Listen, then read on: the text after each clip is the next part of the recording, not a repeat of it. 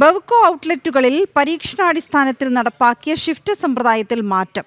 4 shift ഉണ്ടായിരുന്നത് 2ആയി ചുരുങ്ങും. ജീവനക്കാരുടെ എതിർപ്പിനെ തുടർന്നാണ് നടപടി. സമ്മതപത്രം നൽകി താൽപര്യമറിയിക്കുന്നവരെ മാത്രമാകും ഷിഫ്റ്റ് സമ്പ്രദായത്തിൽ ഉൾപ്പെടുത്തുക. 11 മണിക്കൂറിലധികം തുടർച്ചയായി ജോലി ചെയ്യേണ്ടി വരുന്ന സാഹചര്യം ഒഴിവാക്കാൻ ലക്ഷ്യമിട്ടാണ് ബെവ്കോ ഔട്ട്ലെറ്റുകളിൽ പരീക്ഷണാടിസ്ഥാനത്തിൽ ഷിഫ്റ്റ് സമ്പ്രദായം നടപ്പിലാക്കിയത്. നിലവിലത്തെ രീതി വനിതാ ജീവനക്കാർക്കടക്കം വലിയ ബുദ്ധിമുട്ട് സൃഷ്ടിക്കുന്നത് കൂടി പരിഗണിച്ചായിരുന്നു നടപടി. എന്നാൽ ഷിഫ്റ്റ് സമ്പ്രദായം കാസർഗോഡും എറണാകുളത്തും നടപ്പിലാക്കിയതോടെ ജീവനക്കാർക്കിടയിൽ എതിർപ്പ് ശക്തമായി.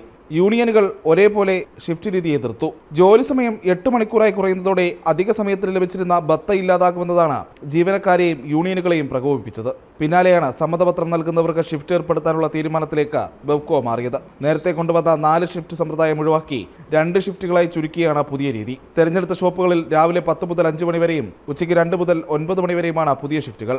3 വർഷമാണ് സമ്മതപത്രത്തിന്റെ കാലാവധി നിശ്ചയിച്ചിരിക്കുന്നത്. ബെവ്കോയിലെ വനിതാ ജീവനക്കാർക്ക് ഗുണകരം, സർക്കാരിന് സാമ്പത്തിക ലാഭം. അത്തരമൊരു സുപ്രധാന തീരുമാനത്തിൽ നിന്നാണ് യൂണിയനുകളുടെ സമ്മർദ്ദത്തെ തുടർന്ന് സർക്കാർ പിന്നോട്ട് പോയിരിക്കുന്നത്. പ്രജിത് മോഹനൻ, ജനം, തിരുവനന്തപുരം.